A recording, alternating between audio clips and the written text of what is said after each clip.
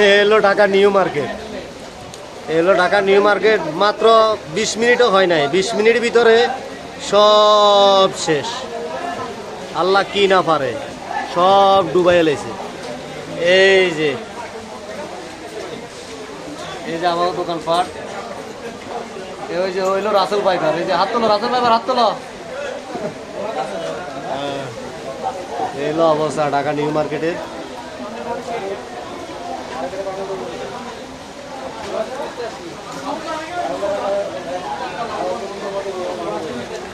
ওই যে bike, bike নিব কেন এটা চিনতে।